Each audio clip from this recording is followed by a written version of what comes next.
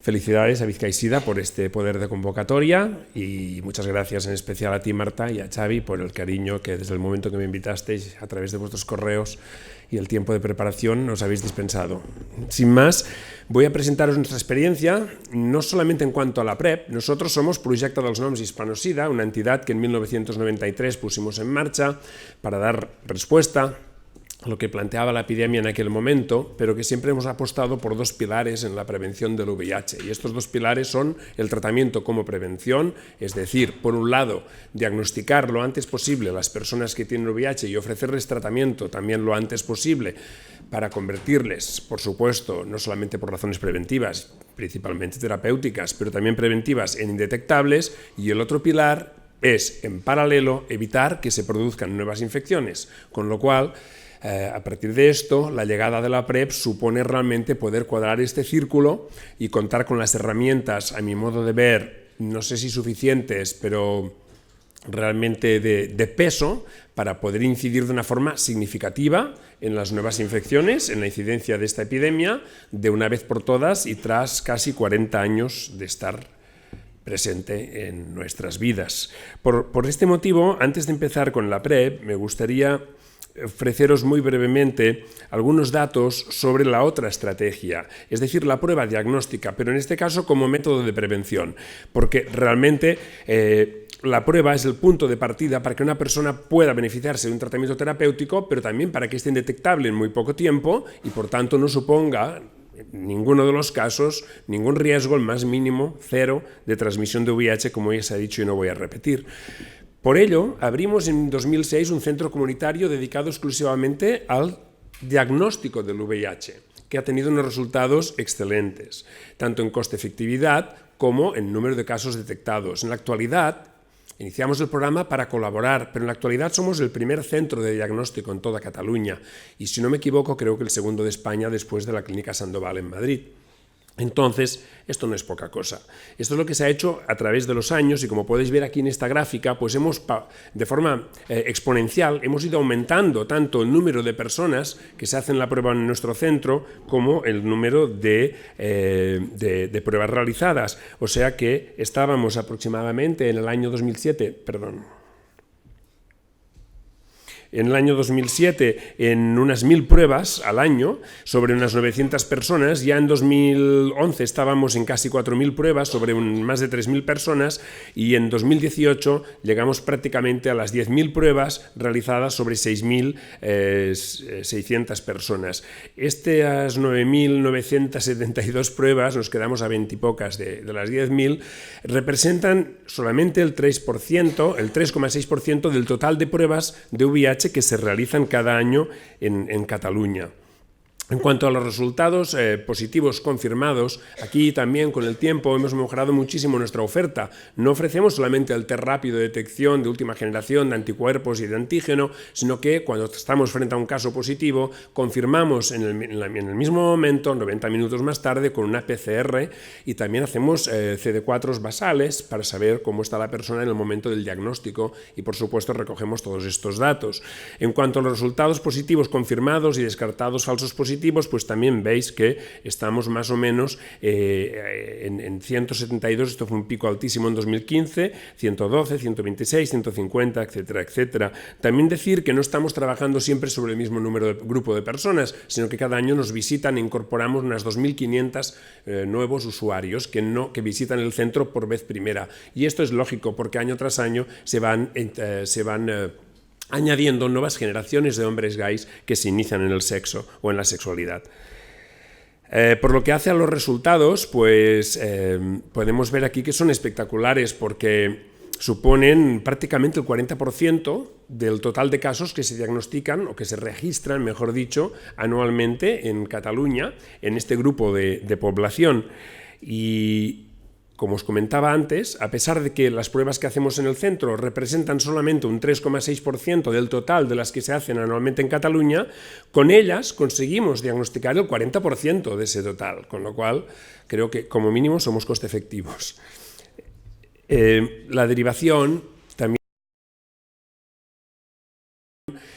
sanitaria, un linkage to care del 98%. Apenas contabilizamos un 2% de pérdida. Y cuando digo de pérdida, es decir, de personas que aún habiendo sido diagnosticadas en nuestro centro no sabemos si finalmente han entrado en contacto con el sistema sanitario.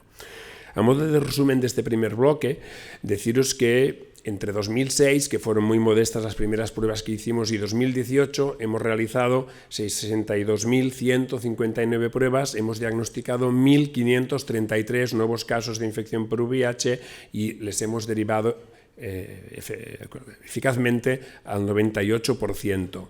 Con lo que llevamos de año, pues obviamente ya son más los casos diagnosticados. Y todo esto, preventivamente hablando, tenía que tener un impacto y lo ha tenido. ¿Sí? Estos son datos de la Agencia de Salud Pública de Barcelona, en los que vemos cómo a partir de 2012-2013 se empieza a experimentar una cierta disminución modesta, pero una cierta disminución de nuevos casos. Y esto lo estamos viendo también en el caso de Barcelona Checkpoint, ¿sí? Y aunque no sean muchos, sí que es significativo que no sean producto de la casualidad, sino que haya una constancia en esta tendencia.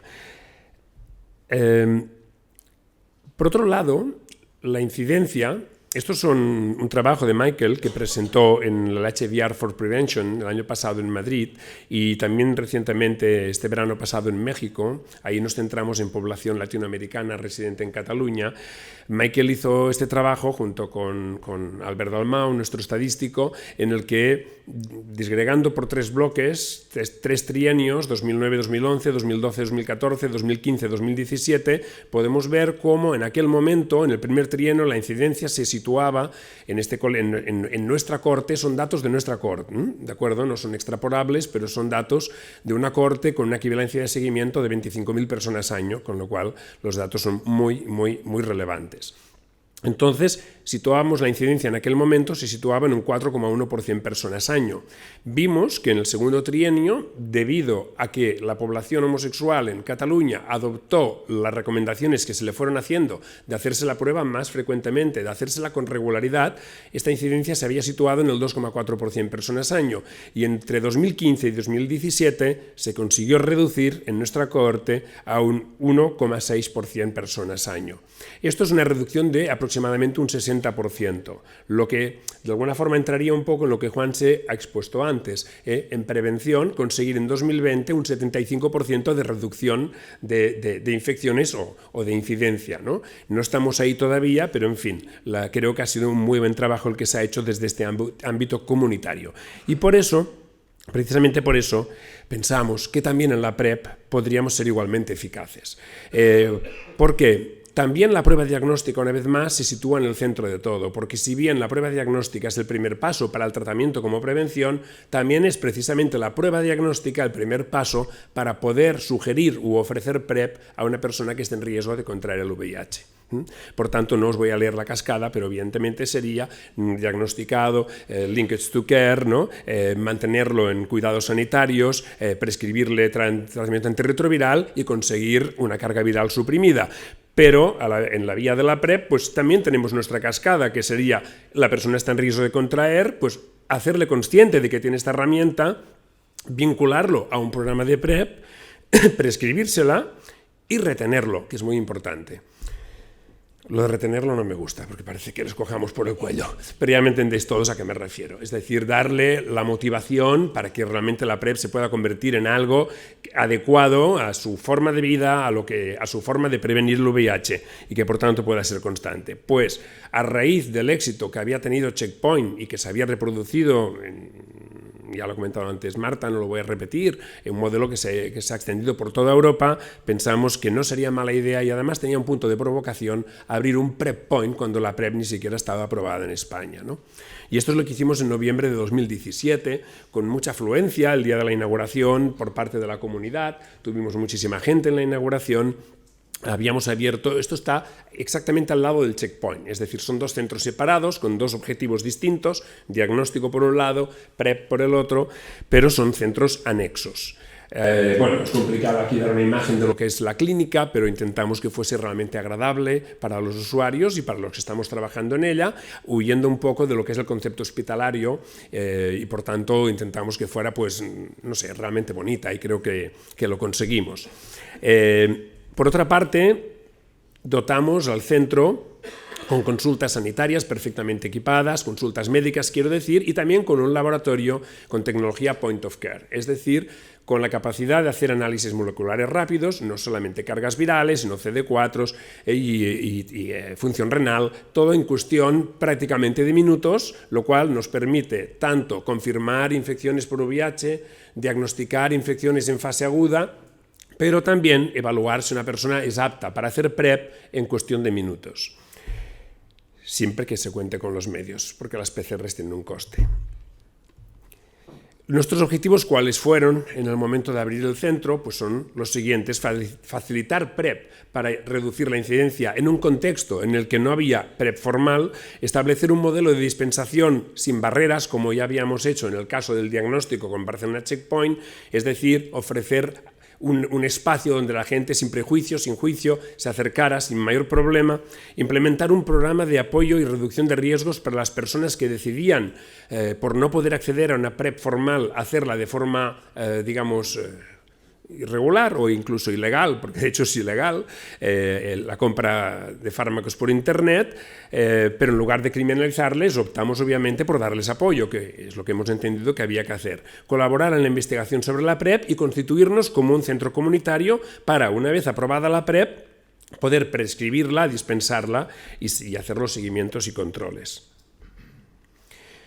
Bien, en el periodo que va entre el 13 de marzo de 2017 y el 28 de marzo de 2019, conseguimos ofrecer PrEP o seguimientos y controles clínicos a 862 personas, distribuidas de la siguiente forma: 493 en estudios y 369 en PrEP informal. En cuanto a los estudios, se trata de 3 y no voy a entrar en ellos: el Discover, el de factibilidad, que antes Isabel nos ha comentado también, y el Prepara, que es un pequeño estudio con 70 participantes promovido por el Departament de Salut de la Generalitat de Catalunya. En el caso de Discover, era un estudio competitivo, pusimos muchas ganas y conseguimos ser el primer centro reclutador en toda Europa, con más de 245 participantes. En el caso del PNS también llevamos una parte muy importante: 175 participantes de los 321, si no recuerdo mal, que se consiguieron reclutar calculando todos los sites, todos los centros, y 73 que finalmente entraron en el Prepara, que en este caso lo que se les proporcionaba era un genérico de Truvada. En el caso del PNS era la propia Truvada, y en el caso de Discover, para quienes no lo sepáis, comparaba la Truvada con la Truvada alafenamida, que en estos momentos ya se ha aprobado también como una opción para hombres solamente por parte de la FDA. Bien, pero ¿qué ocurrió a los pocos meses? Pues que ocurrió que íbamos para atrás. En el programa SeguiPrep teníamos a 369 personas hasta 28 de marzo. Estas personas, 607 acudieron a sesiones informativas, que inicialmente eran sesiones individuales, pero ya no era viable hacerlo de esta manera, y 2 días por semana, a las 6 de la tarde, 2 farmacéuticos al cargo del programa, a quienes quiero agradecer porque son voluntarios, explican todas las semanas a las personas interesadas en hacer PrEP qué es la PrEP, cuáles son los posibles, las ventajas, los inconvenientes que pudiera conllevar, los efectos secundarios que hay que controlar, etcétera, etcétera, etcétera. Por estas sesiones pasaron 607 personas, de las cuales 369 iniciaron PrEP con una visita médica basal, es decir, ya les vio alguno de los 3 médicos que tenemos en el centro y iniciaron ya la primera visita de PrEP, eso sí, comprándosela a ellos, obteniéndola a través de otros canales. Y 210 de estas 369 habían regresado por lo menos a una visita de seguimiento. Esto era a 28 de marzo, pero fijaros ya a 18 de septiembre, ya no eran 702 Es decir, que en la actualidad, entre estudios y PrEP informal, tenemos a unas 1.200 personas en seguimiento de PrEP en Barcelona PrEP Point. ¿Sí? A 18 de septiembre, por esas sesiones informativas, habían pasado 921 personas, de las cuales 702 hicieron visita de inicio con uno de los médicos y 370 ya tenían por lo menos una visita de seguimiento. Es decir, que hay una clara demanda por parte de la comunidad a medida que la PrEP se va divulgando y popularizando. En cuanto a la demografía, pues eran hombres, prácticamente todos, solamente un 1% de mujeres trans, 38 años era la media de edad, entre un rango de 18 y 71. Más de la mitad eran del Estado español, latinoamericanos en un 22% y otros. En cuanto a la educación, pues todos tenían un nivel de educación realmente muy alto, había un 70% casi de universitarios, estudios secundarios un 30% y con educación primaria solamente un 2%. En cuanto a la retención de los participantes en los estudios, porque la retención de los participantes en un programa informal obviamente es algo mucho más complejo de manejar, porque las personas no tienen, a diferencia de cuando la PrEP está regularizada, no tienen por qué someterse a una disciplina férrea en cuanto a control de visitas, etcétera, etcétera. Pero creo que es muy significativo que en los estudios, como podéis ver, 98% de retención en el Discover, 92% en el PNS de factibilidad y 95% en el del PrEP, situándose la retención global en un 96%, lo cual esto para mí es muy equiparable a lo que podría pasar, creo que Isabel también lo ha comentado, en el mundo real, ¿sí? Porque de hecho, aunque eran estudios, esto ya era mundo real y eran personas que tomaban PrEP y que venían cada 3 meses a hacer sus controles de forma muy responsable, como ya se ha comentado anteriormente. Aquí me he permitido robarle a Carlos un par de diapositivas en las que quería mostrar que a pesar de que el preservativo sí que había experimentado un descenso en su uso, sin embargo, en cuanto a las ITS, la verdad es que el cambio no fue significativo. Hubo algo de aumento de gonorrea y de sífilis, pero no estadísticamente significativo, y lo que sí se produjo fue una bajada de la clamidia. Aquí podemos ver también el estudio de Discover, y estos son 5.000 hombres, la muestra es de 5.000 personas durante 2 años. Podemos ver como al inicio del estudio, claro, en la fase basal, pues obviamente hay más detección, porque clamidia ni siquiera se buscaban los hombres. Entonces aquí sí se produce un aumento, pero fijaros como luego, a lo largo de los 2 años, se mantiene estable y no aumentan las ITS en este colectivo, y estoy hablando de una muestra de 5.000 hombres. Se sitúa aquí la prevalencia aproximadamente en un 15%, que es más o menos, bueno, en Checkpoint tenemos un 20%, pero ahí se ha mantenido estable. Es decir, que no hay un aumento de ITS a causa del abandono del condón. Quienes ya no lo usaban, no lo siguen sin usar, es decir, no quiero llegar yo a conclusiones, pero es evidente que esto hay que ponerlo en valor.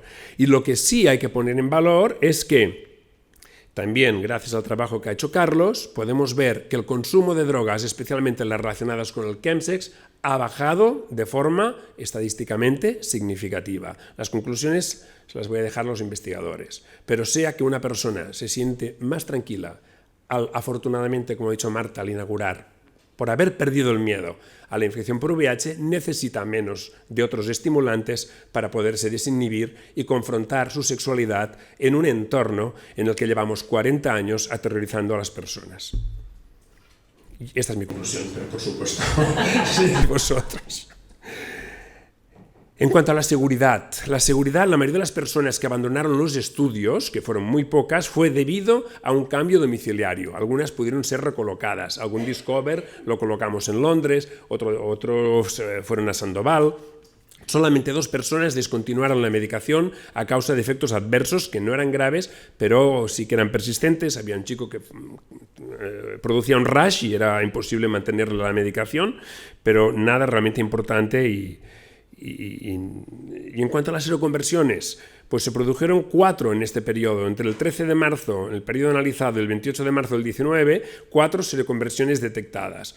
Una por descontinuación de la medicación, otra porque era una infección que ya estaba en periodo ventana en el momento que el chico empezó no le detectamos hasta el primer mes. A la visita del primer mes le detectamos el VIH, que obviamente ya tenía en el momento en que se hizo la prueba antes de empezar a tomar PrEP, ¿sí? No se encontraron resistencias en ninguno de los casos y en un cuarto caso hubo una clara sospecha de falta de adherencia al analizar a la persona y al ver el comportamiento de la persona, aunque sí decía que la tomaba siempre, pero pensamos que no era así, ¿sí?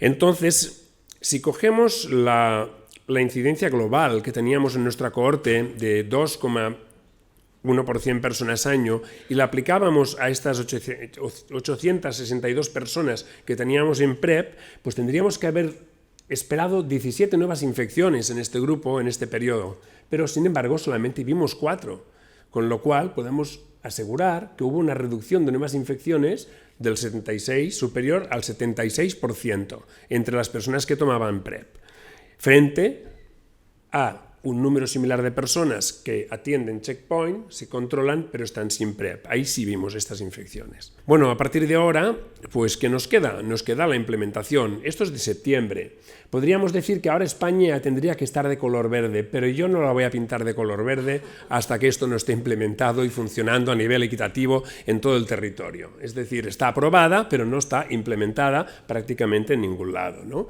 Y es por ello que pienso que la fotografía, lo que sí nos muestra es al País Vasco, por supuesto, a Valencia y a Cataluña, porque teníamos ensayos que estaban en marcha, pero en el resto de España, pues ya veis que estábamos a nivel de los países del este o de Turquía. Entonces es hora ya, y celebramos que se haya aprobado, de que empecemos a teñir de verde Bilbao el panorama español, aunque no lleva mucho en otras partes. ¿Qué hacer entonces para que esto sea una realidad? Pues tenemos que fomentar el uptake. Yo no sé cómo traducirlo de uptake, es igual. La adopción del uso por parte de la población potencialmente beneficiaria. ¿Y cómo aumentaremos este acceso, esta demanda y este interés por la PrEP? ¿Y cómo aumentaremos la disposición de algunos médicos y proveedores de salud para que hagan lo mismo, lo propio? Es decir, fomentar y prescribir cuando sea necesario la PrEP en el sistema de salud. Pues esto, que se lo he robado a Sarit Golub, que ya conocéis seguramente y que, bueno, siempre impacta en sus presentaciones, pero no deja de tener una gran parte de razón, si no toda, es pues empezar por eliminar las listas de evaluación de riesgos, ¿no? Se puede entender que se quiera ser en un sistema coste efectivo y que por tanto se quiera dejar gente al margen para que al final ahorremos dinero priorizando solamente a los que están en más riesgo, etcétera, etcétera, etcétera. Pero a la larga, una prevención integral que debería presentar a la PrEP como una opción para cualquier hombre que haga sexo con hombres o mujeres transexuales sexualmente activos, en función de que esa persona sienta que si la PrEP es realmente lo que necesita, que a lo mejor no es el condón, como también ha comentado Juanse, ya se ha dicho, por activa y por pasiva. Por tanto, en lugar de estar proponiendo criterios de elegibilidad dentro de unas conversaciones que resultan incómodas tanto para el proveedor de servicios como para la persona interrogada en muchos casos y que también no están libres de un cierto estigma. Es decir, deberíamos empezar a dejar de hablar de prácticas de riesgo y a dejar de hablar de alto riesgo y de hecho, si hacemos una prueba, lo intentamos, cada vez que vayamos a decir prácticas de riesgo, sustituimos esto por relaciones sexuales y veréis que semánticamente conserva el mismo sentido y queda intacta la frase. A mí me gusta más decir que la PrEP es para personas que mantienen una vida sexual, que mantienen relaciones sexuales, no que mantienen prácticas de riesgo, porque ¿qué es una práctica de riesgo? ¿Una penetración? Pues con PrEP no es una práctica de riesgo y con condón también muy poco riesgo tiene. Es decir, deberíamos empezar por cambiar este concepto, ¿no? Que arrastramos casi desde los inicios de la epidemia. Las personas que quieren hacer PrEP no son personas que hagan prácticas de riesgo, ni son personas que tengan un alto riesgo, porque con esto conseguiremos que mucha gente no se identifique siquiera con la estrategia, porque dirá, pero si yo no he metido los pies en mi vida en un club de sexo, pero si yo solamente cojo el Grindr y voy de 1 a 1, o sea, por tanto, esto no es para mí, esto es para estos festivales que algunos se montan. No podemos seguir proyectando la PrEP de esta manera, porque la PrEP es para todos, y para todas aquellas personas que teniendo una vida sexual activa puedan verse, aquí sí, en riesgo de contraer el VIH, pero no por sus prácticas, porque sus prácticas son idénticas a las del resto de la población y, sin embargo, el resto de la población está muy lejos de atrapar un VIH, ¿no? Entonces creo que esto es esencial, porque estamos estigmatizando, casi sin querer, pero estamos promoviendo este tipo de estigma, ¿no? Entonces, en lugar de enfocarlo en el riesgo, ¿por qué no enfocarlo? Nos dice Sarit, ¿por qué no enfocarlo en todos los beneficios adicionales que la PrEP conlleva, más allá, que no es poco, de evitar una infección por VIH? Porque nunca hablamos de estos beneficios. Aquí solamente he puesto algunos, puede haber muchos más. Pues la pérdida del miedo, poder ejercer la sexualidad realmente sin estar aterrorizado cada vez y sin pensar que la persona con quien uno se acuesta se convierte sin quererlo en su peor enemigo y le va a dejar el peor de los recuerdos. Perder realmente el miedo y ejercer una sexualidad sana y normalizada. Reducir también la ansiedad que puede producir este miedo. La autonomía en la prevención, lo habéis hablado seguramente muchas veces. Aquí no hace falta negociar nada, la PrEP me la tomo yo y ya está, y ni siquiera me ven cuando me la tomo. O sea que ya no tengo que estar discutiendo si condón sí o si condón no. ¿Sí? Por tanto, me ahorro ya todo este paso, ¿no? Un intercambio sexual más íntimo y sin barreras. No seamos hipócritas. ¿Quién no lo desea? ¿Quién no lo desea? Que este intercambio sexual, cuando es deseado y querido por dos o más personas, no sea totalmente placentero, sin ningún tipo de barrera que dificulte esos sentimientos que producimos y esa comunicación que se produce en una relación sexual sana. Mejorar la calidad de vida, la salud mental y obviamente la vida sexual. Y también hay un punto fundamental desde mi punto de vista, que es convertir a las personas en agentes activos de un objetivo que tenemos todos en común, que es la eliminación del VIH. Adicionalmente a indetectable igual intransmisible, que ya deja de ser, la expresión no me gusta, un agente transmisor, es decir, subrayar a quien hace PrEP que sin darse cuenta quizá está contribuyendo no solamente a protegerse a él, sino a eliminar el VIH de este mundo. Creo que deberíamos mirar más estos aspectos positivos y no centrarnos tanto en las cuestiones de si van a subir las ITS, si no van a subir, que es lo que se ha hecho hasta la fecha. Porque en realidad no hay evidencia científica que demuestre, ya se ha visto antes, sino incluso todo lo contrario. Ya lo hemos comentado antes, las ITS no parece que tengan un aumento significativo, y aunque lo tuviesen, comentándolo con Juanse, creo que está de acuerdo, y aunque lo tuviesen, ¿qué? Deberíamos disponer en todo caso recursos adicionales para paliar ese efecto que hasta ahora no hemos visto, pero nunca sería un motivo para no prescribir la PrEP y ahorrarle el VIH a las personas, ¿no? Cuando digo en definitiva es eso, que en definitiva, en un contexto en el que no había PrEP accesible en España, desde nuestra organización hemos conseguido ofrecérsela, si bien la PrEP y en otros casos los controles necesarios, a más de 1.200 personas hasta fecha de hoy, que la incidencia se redujo en un 76% en este grupo que analizamos, que nuestro modelo comunitario, igual que para el diagnóstico, en cuanto a la PrEP, se ha mostrado eficaz y con muy buena aceptación por parte de la comunidad, con una retención en estudios superior al 95%, que hay una demanda creciente que exige, tras la aprobación, que la implementación no se demore, que las experiencias en Estados Unidos y Francia, por poner algunos ejemplos, y ya hemos visto que no son avalanchas de personas las que van a por la PrEP, sino que hacer un trabajo desde la base, realmente muy pedagógico, muy instructivo, para que las personas consideren, eliminen prejuicios. Y si me lo permites, no es que tú lo estuvieses, Marta, pero organizamos hace ya muchos años en un Seisida un debate sobre PrEP y tú estabas entre el público. Y yo siempre me acordaré que cuando terminaste, tomaste la palabra y dijiste, pues yo después de escucharos a todos vosotros, acabo de cambiar muchísimo la idea que tenía sobre la PrEP, ¿sí? Entonces yo creo que muchas veces se trata de que las personas no tienen toda la información y parten de, no sé si prejuicios, pero de unas ideas preconcebidas que luego no coinciden con la realidad. Por tanto, tenemos que darle una oportunidad a la PrEP, ¿sí? Tenemos que dársela, no solamente dejarla aprobada y que dentro de 2 años estemos con muy pocos usuarios todavía, etcétera, etcétera. Tenemos que reducir las barreras y contribuir a eliminar el estigma y los prejuicios asociados a la PrEP, que no son pocos. Y permitir que sean las personas, como ya se ha dicho, y no me quiero repetir, quienes elijan dentro de una variedad de posibilidades qué es lo que mejor se adapta a ellas mismas y que sean ellas quienes lo decidan, si la PrEP va a ser algo suficiente, para otros será PrEP más condón, pero sea como sea, ahora tenemos unas herramientas adicionales y aunque lo ideal sería una vacuna, por supuesto, pero todavía no la vemos en el horizonte, pues no sé dónde va a estar, a quién podremos culpar ahora si realmente en unos años no somos capaces de ver una clara disminución de la incidencia de casos de VIH en España. Y no quiero terminar sin agradecer a todo el equipo de Barcelona Checkpoint y Barcelona Prep Point, y especialmente a Michael. Uy, adiós Michael. Lo siento, ahora ya no sé cómo volver, no importa. A los médicos, ¿sí? ¿Este de aquí? Aquí, muy bien. No, decía Michael por haber colaborado también en esta presentación, por supuesto, a Pep Coll, al doctor Ángel Rivero, al doctor Ángel Ruiz, a Javier Fernández, el jefe de los enfermeros, a Joan Francesc, farmacéutico, y a toda la gente, unos en nómina y otros de forma voluntaria, que han construido para mí una verdadera comunidad. Muchas gracias.